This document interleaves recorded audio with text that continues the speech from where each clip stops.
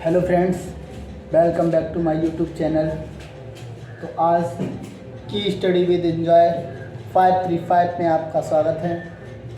जैसा कि हमने कल गोली दर्पण के बारे में उनके महत्वपूर्ण जानकारी ली थी, महत्वपूर्ण परिभाषाओं के बारे में अध्ययन किया था, उसमें मैं एक चीज़ ज़रा बाय मिस्टेक हो गई मेरे पे।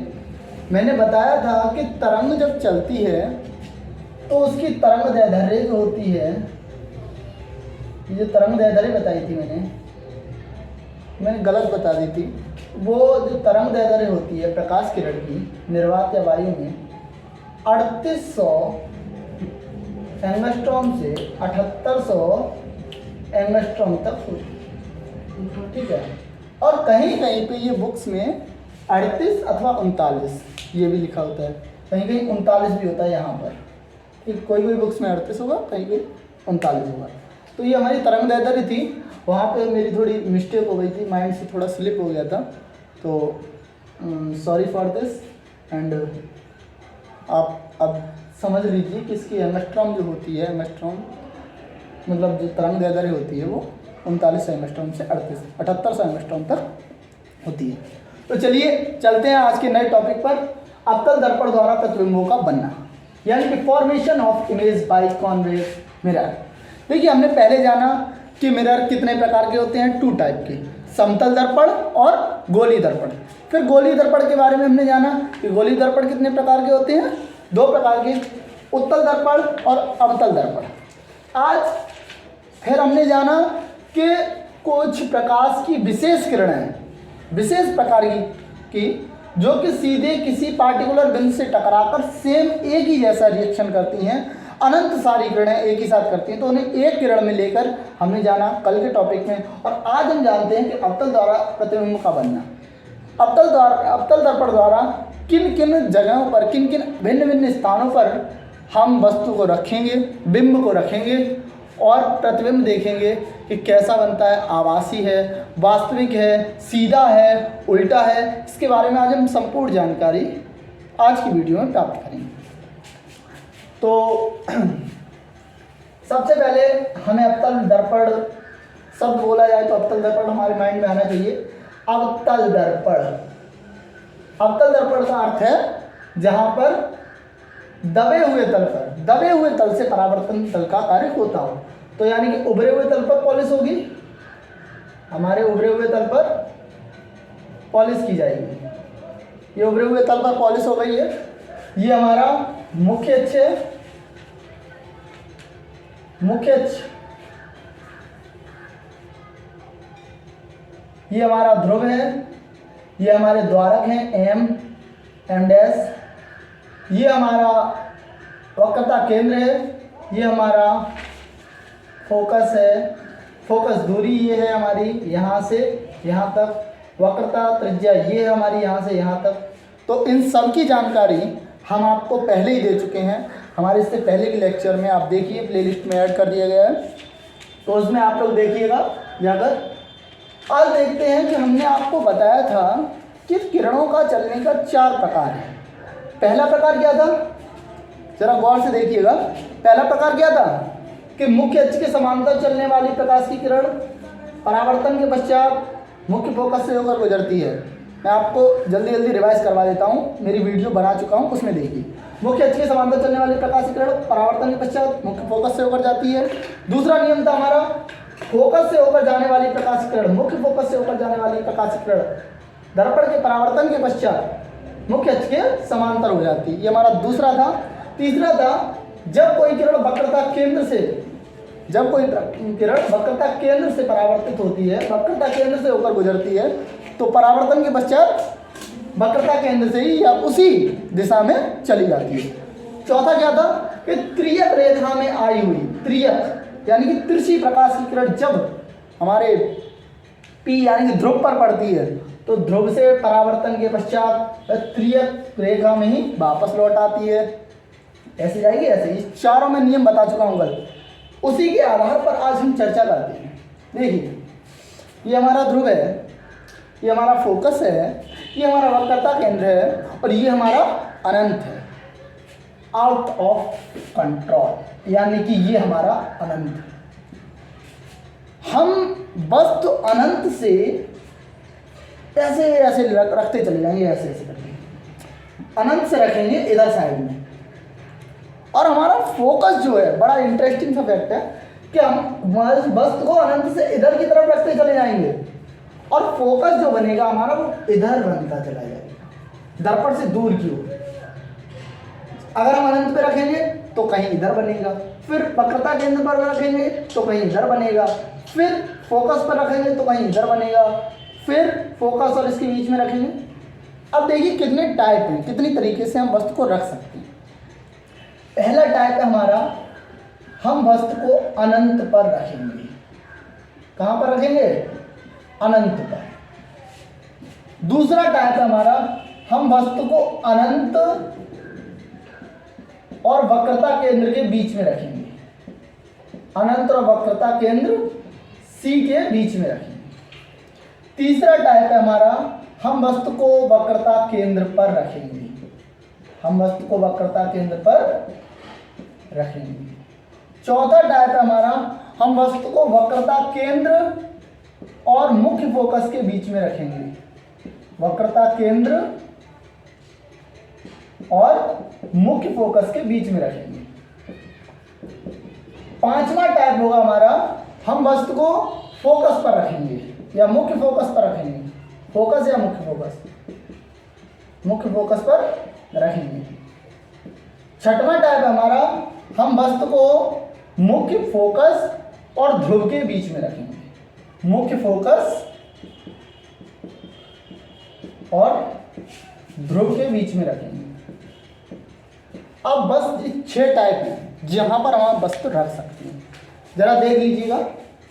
पहले हमारी वस्तु रहेगी अनंत पर, जैसे ये हमारा वक्रता केंद्र है और ये हमारा मुख्य अक्ष है, ये है अनंत, मुख्य अक्ष से परे अनंत।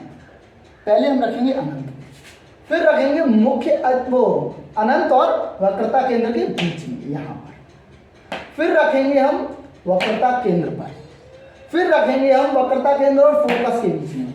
क्योंकि अलग अलग जगह से हम जानना चाहते हैं कि कैसे फोकस बनता है, कैसा प्रतिबिंब बनता है, आभासी बनता है, वास्तविक बनता है, सीधा बनता है, उल्टा बनता है, कैसा बनता है, इसके बारे में जानकारी लेनी है इसमें। उसके बाद फोकस पर रखेंगे, उसके बाद फोकस और ध्रुव के बीच में रखेंगे। ये 6 क्रियाएं करनी है हमें, जिससे हमें पूरे दर्पण के प्रतिबिंब की जानकारी प्राप्त करनी है। और एक और अच्छी बात कि इन 6 प्रक्रिया में भी हमें कोई ज़्यादा झंझट नहीं, हमें केवल 4 बातें याद रखनी है। 4 बातें कौन सी वाली? वही वाली जो हमने आपको बताया था किरण आरेखों के द्वारा।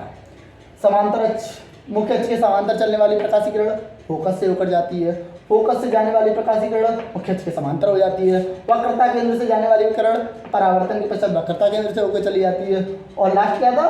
त्रियक रेखा में ध्रुव पर आने वाली प्रकाशीय किरण तिरछी होकर ही परावर्तित हो जाती है। ये 4 ही प्रकार हैं और इनसे हम 6 प्रकार की तरंगों का देखेंगे। कल हमने अपनी वीडियो में बता दिया था।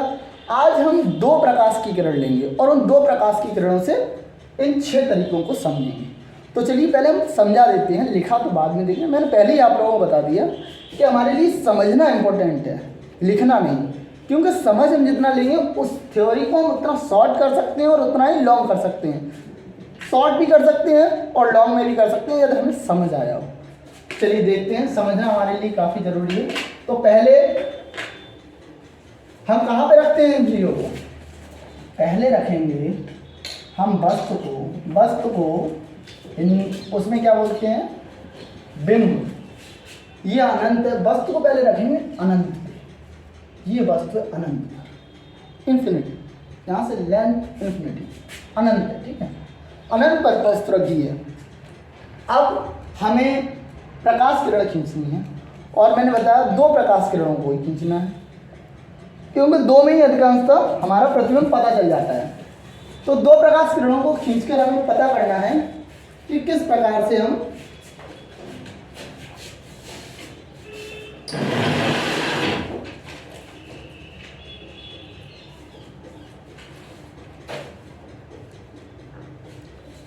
तो 2 प्रकाश किरणों में ही हमें पता चल जाता है कि किस प्रकार से हम प्रतिबिंब को बना सकते हैं।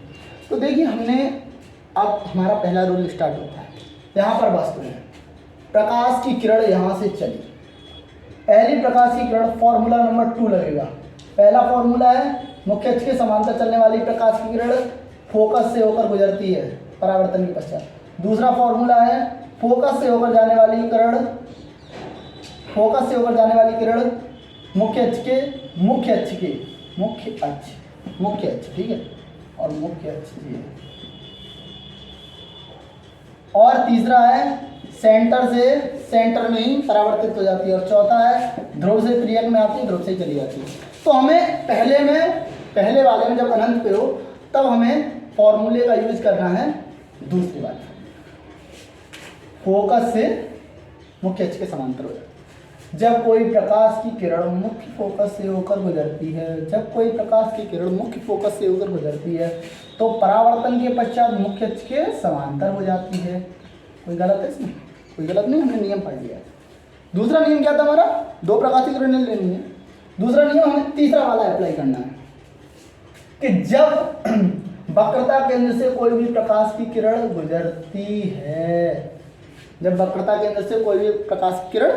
गुजरती है, ये गुजरी, ये इधर गुजरी पहले, फिर ये गुजरी, तो परावर्तन के पश्चात उसी मार्ग में वापस लौट आती है। ये हो गया हमारा। अब यहाँ पर देखना है कि हमारा प्रतिबिंब कहाँ बन रहा है। प्रतिबिंब वहीं बनेगा जहाँ दोनों प्रकाश की किरणें एक दूसरे पर संबद्ध होंगी, यानी कि एक दूसरे पर अध्यारोपित होंगी, यानी कि एक दूसरे को काटेंगी। ठीक है, अब देखते हैं हमारा प्रतिबिंब कहाँ बन रहा है। देखिए आप लोग, यहाँ पर प्रतिबिंब कहाँ बन रहा है? फोकस को थोड़ा ऊपर लिख लेते हैं, तो हमें दिख रहा है कि यहाँ पर दोनों प्रकाश की किरणें काटती हैं, तो प्रतिबिंब हमारा यहाँ पर बनेगा। इतना ही है। कैसा बनेगा? यहाँ पर बनेगा। अब वस्तु अगर ए बी है, मान ली वस्तु ए बी है, हमने बताया था फिजिक्स वास्तविक नहीं है, बहुत पहले से कल्पना की है, उसके बाद उसे सिद्ध किया है। सेम वही है, ये पहले हमने से मान लिया ए बी है। अब जब ये बनेगा प्रतिबिंब, तो ये उल्टा बनेगा प्रतिबिंब, ये ए बी नहीं बनेगा, बल्कि बी ए बनेगा। यानी कि बी जो ऊपरी सिरा है वो नीचे आ जाएगा, और जो नीचे का सिरा है वो ऊपर चला जाएगा। यानी वस्तु का प्रतिबिंब ऐसा बनेगा। ठीक है, उल्टा ऐसी है, बस ऐसा बनेगा इसका प्रतिबिंब। ठीक है, समझ गए? अब इसमें हमें क्या दिख रहा है? इसमें हमें साफ दिख रहा है कि प्रतिबिंब हमारा बन चुका है, और प्रतिबिंब हमारा कैसा बना है कि प्रतिबिंब वस्तु से छोटा बना है, प्रतिबिंब वस्तु से छोटा बना है, वास्तविक बना है, और कैसा बना है? कहाँ पर बना है? फोकस पर बना है। कहाँ पर बना है? फोकस पर बना है। और कैसा बना है? उल्टा बना है। कैसा? उल्टा, यानी कि प्रतिबिंब वस्तु से छोटा, उल्टा, वास्तविक बना है। ठीक है, पहला आपको समझ में आया। चलते हैं दूसरे की तरफ, ये सारे एक साथ ही लिखवा देंगे हम। दूसरे की तरफ चलते हैं हम।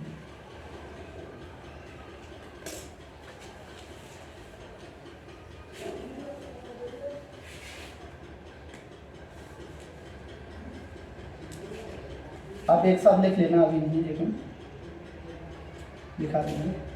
ये फोकस है, ये वक्रता केंद्र है, ये अनंत था हमारा। अब हमें रखनी है वस्तु अनंत और वक्रता केंद्र के बीच में, यानी कि यहाँ पर अनंत और वक्रता केंद्र के बीच में हम वस्तु को रखेंगे। अब देखिए अब क्या होता है। पहले अनंत में थी वस्तु, अब अनंत और वक्रता केंद्र के बीच में हो गई वस्तु। यहाँ पर अनंत है, यहाँ से आगे जो है इन्फिनिटी है, अनंत है, इसके बारे में जानकारी नहीं है। ये वक्रता केंद्र, ये फोकस। अब इसमें क्या होगा? इसमें पहला वाला फॉर्मूला लगेगा, एफ, यानी मुख्य अक्ष के समांतर चलने वाली प्रकाश की किरण फोकस से होकर गुजरती है। ये वाला लगेगा फॉर्मूला, देखते हैं।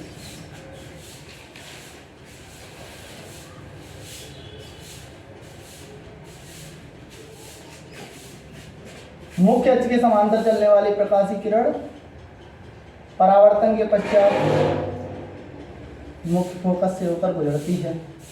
लग गया। अब दूसरा क्या था, वक्रता केंद्र वाला लगेगा। वक्रता केंद्र से जाने वाली प्रकाश की किरण, वक्रता केंद्र से जाने वाली प्रकाश की किरण, जाने वाली प्रकाश की किरण परावर्तन के पश्चात उसी मार्ग में वापस लौट आती है। तो यहाँ पर हम देखेंगे ये ए भी हमारी वस्तु है, इसका भी जो प्रतिबिंब बनेगा उल्टा ही बनेगा, उल्टा ही बनेगा, बी डैश ए डैश। ठीक है।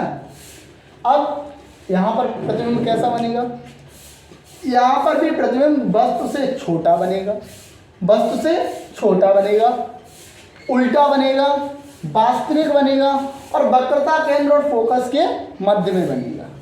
वक्रता केंद्र और फोकस के मध्य में बनेगा। मैं बोल रहा हूँ वो चीज़ आपको सामने दिखाई। वक्रता केंद्र ये, फोकस ये, इन दोनों फोकस और वक्रता केंद्र के बीच में हमारा प्रतिबिंब बन रहा है, जहाँ पर दो किरणें अध्यारोपित हो रही हैं। यहाँ पर ये प्रतिबिंब है हमारा, डॉट डॉट करके दिखा दे रहे हैं, ये प्रतिबिंब है हमारा। ठीक है, ये हमारा प्रतिबिंब बन रहा है। दो तरह से प्रतिबिंब हम बनाना सीख चुके हैं, तीसरा आते हैं। अगर इसका स्क्रीनशॉट लेना हो तो ले लीजिए। ठीक है, स्क्रीनशॉट।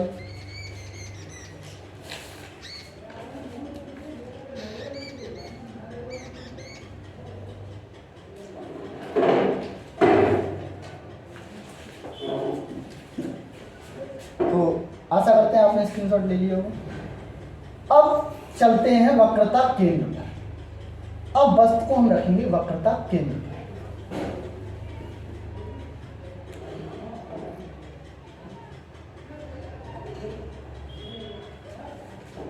एफ सी, ठीक है, सी। अब वस्तु को हम रखेंगे वक्रता केंद्र पर। वक्रता केंद्र हमारी ये यहाँ पर, ये हमने वस्तु यहाँ पर रखा।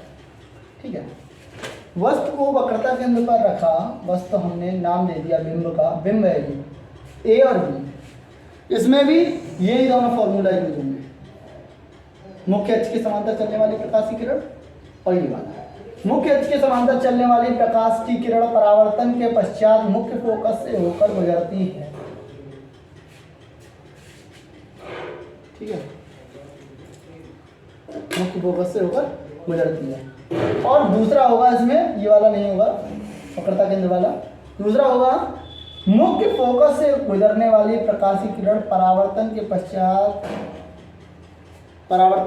मुख्य अक्ष के समांतर हो जाती है। ये होगा, यहां पर देखिए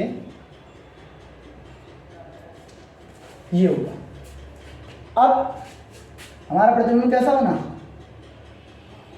ये बना। प्रतिबिंब कैसा बना, उल्टा बना, उल्टा बना। ये ऊपर बी डैश है, ए डैश। ठीक है, कैसा बना प्रतिबिंब हमारा, उल्टा बना, वास्तविक बना, वक्रता केंद्र पर ही बना और वस्तु के लगभग बराबर ही बना। ठीक है, वस्तु के बराबर ही बनता है। इसमें तीन हो चुके हैं अब ये। अब चौथा रखेंगे हम वक्रता केंद्र और फोकस के मध्य में, वक्रता केंद्र और फोकस के मध्य में। अगर स्क्रीनशॉट लेना हो तो इसका स्क्रीनशॉट ले लीजिए।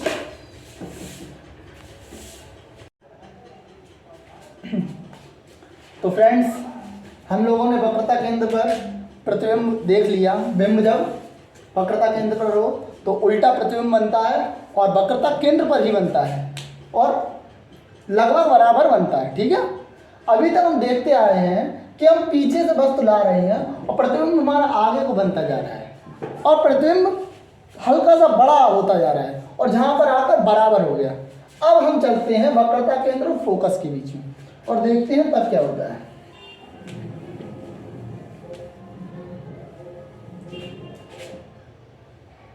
देखिए, ये हमारा मुख्य अक्ष, ये हमारा फोकस है, ये हमारा वक्रता केंद्र सी। अब हमें वस्तु को वक्रता केंद्र और फोकस के मध्य में रखना है।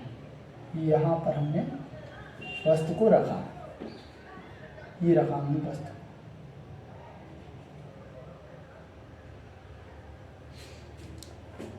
तो हमें पहले कौन सी प्रॉपर्टी लगानी पड़ेगी, ये वाली, मुख्य अक्ष के समांतर चलने वाली प्रकाशीकरण फोकस से होकर गुजरती है। ये 4 प्रॉपर्टी थी, ये वाली मुख्य अक्ष के समांतर चलने वाली प्रकाशीकरण मुख्य फोकस से होकर गुजरती है।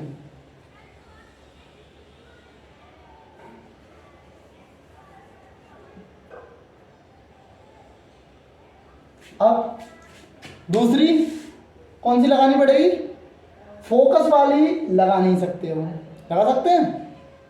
आप बताइए, लगा सकते हैं? बिल्कुल लगा सकते हैं। तो हमें अब फोकस वाली लगानी है। जब प्रकाश की किरण मुख्य फोकस से होकर गुजरती है तो वह परावर्तन के पश्चात मुख्य अक्ष के समांतर हो जाती है। ये हो गई मुख्य अक्ष के समांतर, जब प्रकाश किरण मुख्य अक्ष से होकर गुजरती है। अब जैसे ये हमारा है ए बी, तो यहां पर हमारा वक्रता केंद्र बनेगा, यहां पर बनेगा हमारा बिंब,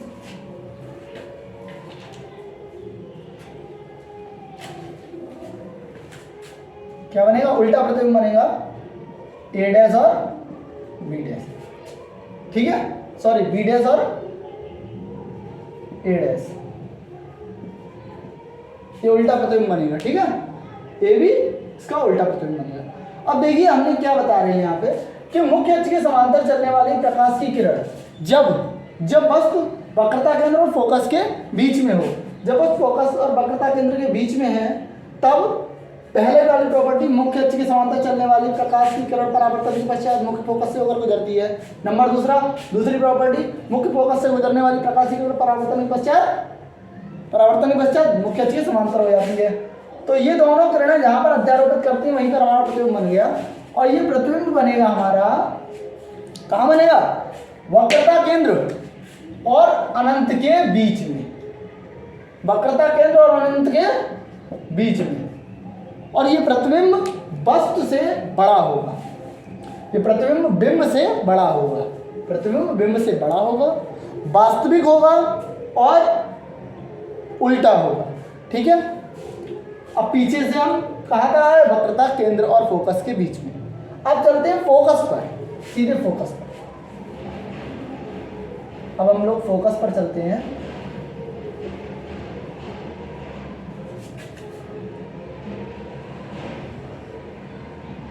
ये हमारा वक्रता केंद्र, ये हमारा फोकस। जब आप फोकस पर जब वस्तु रखी है तो इसमें पहली प्रॉपर्टी लगेगी, अधिकांश आपने देखा होगा पहली प्रॉपर्टी अधिकांश का लगी है। जब प्रकाश की किरण मुख्य अक्ष के समांतर चलती है तो वह परावर्तन के पश्चात मुख्य फोकस से होकर गुजरती है। मुख्य अक्ष के समांतर चलने वाली प्रकाशीकरण, अरे भाई एक बात बताइए, हमारे यहाँ बिंब नहीं रखा है, वस्तु नहीं रखी है, तो जो मुख्य अक्ष के समांतर ही तो चल रही है प्रकाशीकरण, मुख्य अक्ष के समांतर ही तो चल रही है। अब यहाँ पर हमने वस्तु रख दी तो उससे उसे कोई दिक्कत थोड़ी है, उसे कोई इफेक्ट थोड़ी है। मुख्य अक्ष के समांतर चलने वाली प्रकाशीकरण हमेशा से ही वो मुख्य फोकस से होकर गुजरी है, मुख्य फोकस से ही होकर गुजरेगी। दूसरा है हमें ये वाला लगाना प्रॉपर्टी, वक्रता केंद्र वाला। जब प्रकाशीकरण वक्रता केंद्र से आती हुई यानी कि आपतित किरण होती है तो परावर्तन के पश्चात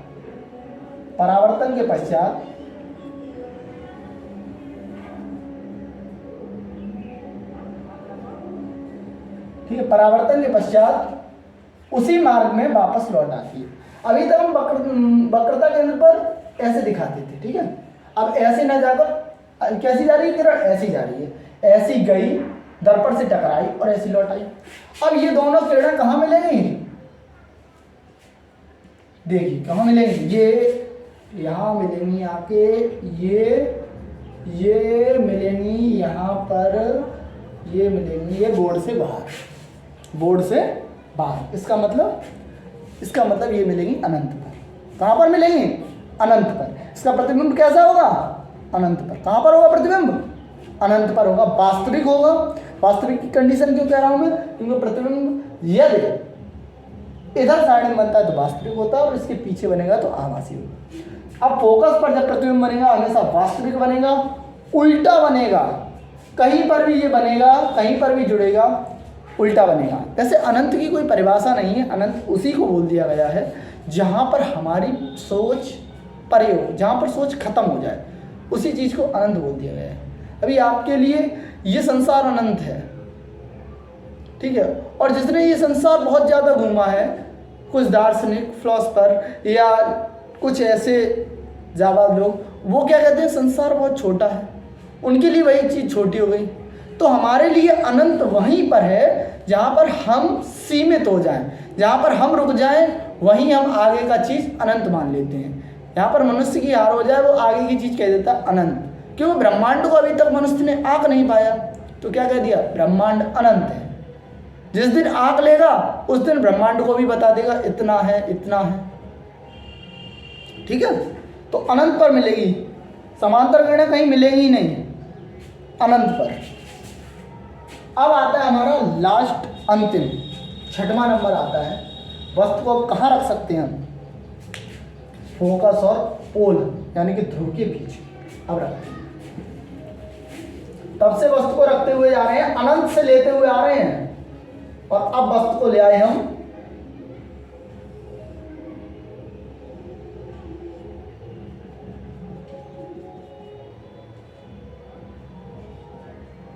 वस्तु को कहां ले आए अब हम, फोकस और पोल के बीच में। यहां पर जैसे ही हम वस्तु को लाएंगे, ये हमारी वस्तु, इसमें कौन सी कंडीशन लगेगी, पहली कंडीशन लगेगी इसमें।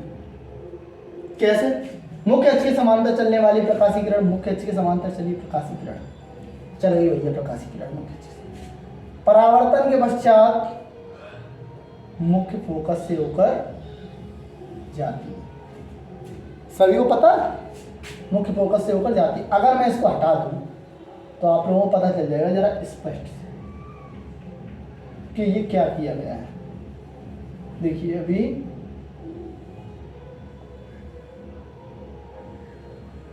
ये मुख्य अक्ष के समांतर चलने वाली प्रकाश की परावर्तन के पास मुख्य फोकस से होकर जाती है, लेकिन हमने यहां पर रख दी वस्तु इन दोनों के बीच में, तो ये किरण हमें नहीं दर्शा सकते हम, ठीक है ना, यहीं से किरण जाएगी।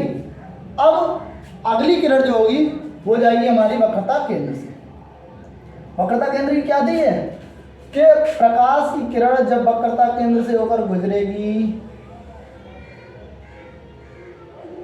वक्रता केंद्र से होकर गुजरेगी, तो वह परावर्तन के पश्चात उसी माध्यम में वापस लौट आएगी। यहां पर कहां बनेगा प्रतिबिंब, ये बड़ी विचित्र कहानी हो गई, ये तो बड़ा गड़बड़ हो गया। अभी तक तो हम प्रतिबिंब कहीं ना कहीं बनाते आए हैं, अनंत पे भी बन गया हमारा प्रतिबिंब, अब ये कहाँ बनेगा, ये प्रतिबिंब पीछे बढ़ा, से इसको हटा दो, ठीक है, इसको पीछे बढ़ा और इसको भी पीछे बढ़ा। पीछे क्यों बढ़ा है, इसकी भी एक वो है, वजह है, कारण है।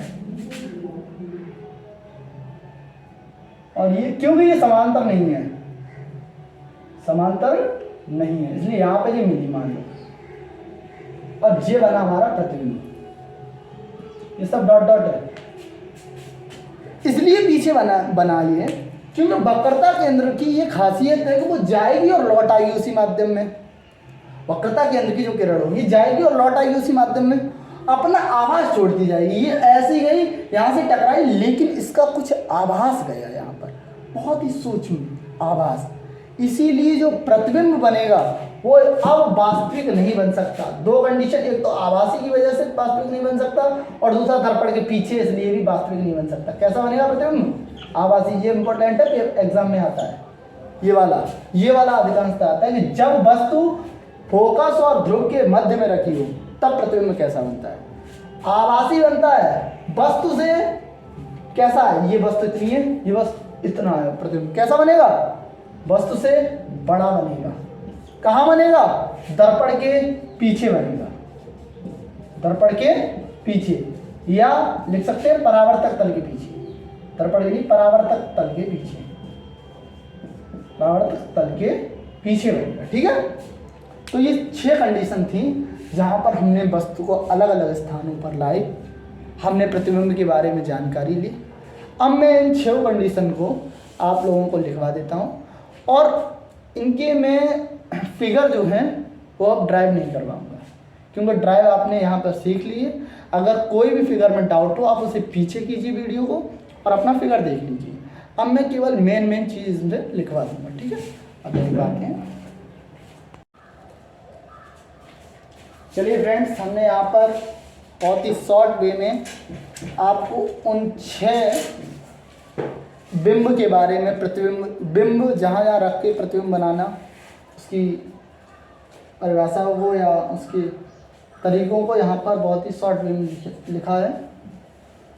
चलो तो अब पढ़ते हैं। अच्छा, तो हम चलते हैं। चलिए, क्रम संख्या हमारी फर्स्ट में देखते हैं कि दर्पण हमारा कैसा है? अवतल दर्पण है। और अवतल दर्पण में वस्तु की स्थिति कहाँ पर होगी? अनंत पर होगी, क्योंकि हमें याद था कि जब हमने अवतल दर्पण बनाया था तो वस्तु को, शायद यहाँ से नहीं दिख रहा होगा, यहाँ पर बताते हैं छोटा सा, वस्तु को अनंत पर रखा था। कहाँ पर रखा था? वस्तु की स्थिति कहाँ है? अनंत पर। प्रतिबिंब की स्थिति कहाँ हुई थी तब? फोकस पर। फोकस पर बना था उल्टा, याद आया? देखिए, आप वीडियो पीछे करके देखिए। वास्तविक बना था, वस्तु से छोटा बना था और उल्टा बना था। ठीक है, पहले पे हमने ये किया था। अब फोकस से थोड़ा सा, मतलब अनंत से थोड़ा सा आगे लेके आए थे। किसको? अवतल दर्पण को कहाँ पे लेके आए थे? वक्रता केंद्र और अनंत के बीच में।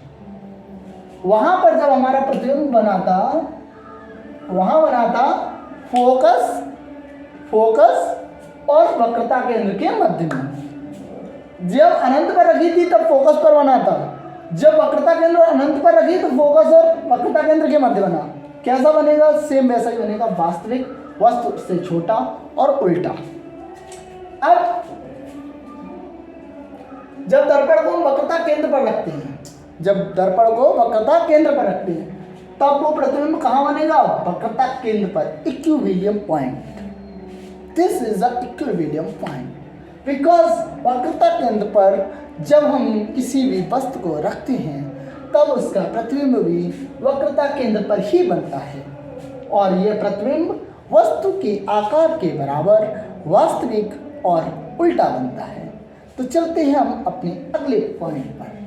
चौथा पॉइंट है हमारा अवतल दर्पण। अवतल दर्पण जब हम C और F के बीच में रखते हैं, यानी कि वक्रता केंद्र और फोकस के बीच में रखते हैं। याद कीजिए, वक्रता केंद्र और फोकस, वक्रता केंद्र और फोकस के बीच में हमने रखा। अब तब जब रखेंगे तब अनंत और वक्रता केंद्र के बीच में बनेगा। तब कहाँ बनेगा? इधर, बिल्कुल अनंत और वक्रता केंद्र के बीच में। क्यों? क्योंकि इससे पहले वक्रता केंद्र पर बन चुका है। अब वक्रता केंद्र से इधर आएगा, और इधर क्या है? अनंत है।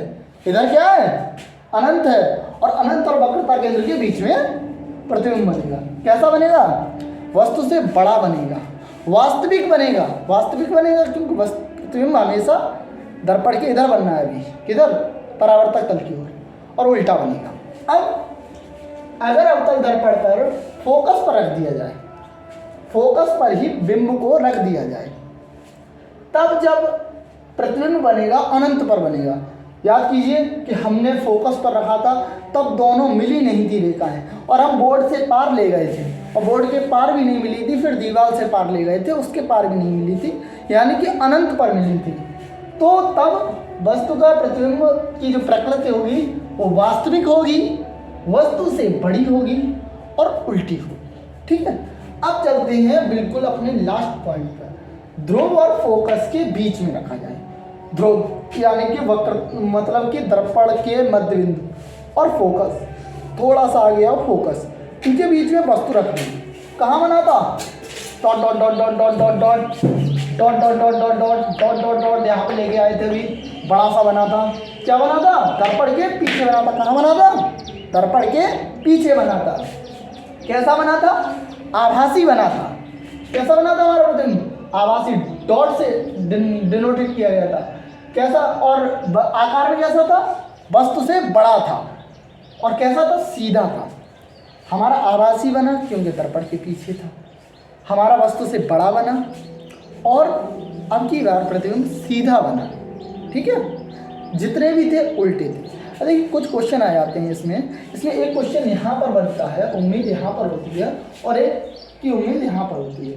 पूछता है कि ऐसी वस्तु की ऐसी कौन सी स्थिति है जहाँ पर वस्तु को रखेंगे तो उसका प्रतिबिंब ठीक वहीं पर उल्टा बनेगा, तो वो है वक्रता केंद्र। वक्रता केंद्र पर जब वस्तु को रखेंगे तब उसका प्रतिबिंब वक्रता केंद्र पर ही बनेगा और उल्टा बनेगा। ठीक है, और एक ये है, इसमें पूछते हैं कि अवतल दर्पण में प्रतिबिंब आभासी या दर्पण के पीछे कब बनता है, ये स्थिति पूछ सकते हैं। तो आपको बताना है जब बिंब या वस्तु ध्रुव और फोकस के बीच में रखी हो तब प्रतिबिंब दर्पण के पीछे बनेगा, वस्तु से बड़ा बनेगा और सीधा बनेगा। ठीक है, तो ये सब आप लोगों आज के टॉपिक पर पूरा होता है, यहीं पर हमारा पूरा टॉपिक, और ये हमने शॉर्ट में लिख दिया। और प्रत्येक का चित्र आपको बनाना है खुद ही, आपको प्रत्येक हेडिंग बनानी है, हेडिंग के साथ यहाँ से देखना है, उसके चित्र बनाना है, जो मैंने बोला पिछला उसको लिखना है, और यहाँ पर केवल और केवल अपनी थ्योरी को चेक करना है, ये नहीं बनाना है। इसको चेक करने के लिए ओनली आपको यूज करना है। तो आज की वीडियो में हम इतना ही पढ़ेंगे, फिर अगले टर्न पर हम पढ़ेंगे कि अवतल दर्पण के कार्य क्या क्या है। अवतल दर्पण के कार्य आपको पता करने हैं, आप लोग पढ़ के आइएगा, और शायद आप लोग करते भी हैं। आप लोगों के घर में उसका कार्य किस प्रकार से होता है इसको कल बताएंगे। तो आशा करते हैं आप लोगों को ये वीडियो पसंद आई होगी। अगर आपने स्क्रीनशॉट नहीं लिया तो इसका स्क्रीनशॉट ले लीजिए। और इसी के साथ आज का ये लेक्चर यहीं पे समाप्त होता है, और आप लोगों को मैंने पूरा 100% देने का कार्य किया, और मैंने आप भी पूरा अपना 100% हमें दें। इसी के साथ मैं आपसे विदा लेता हूँ, और आशा करता हूँ कि आप मेरे चैनल को लाइक और सब्सक्राइब करेंगे। धन्यवाद।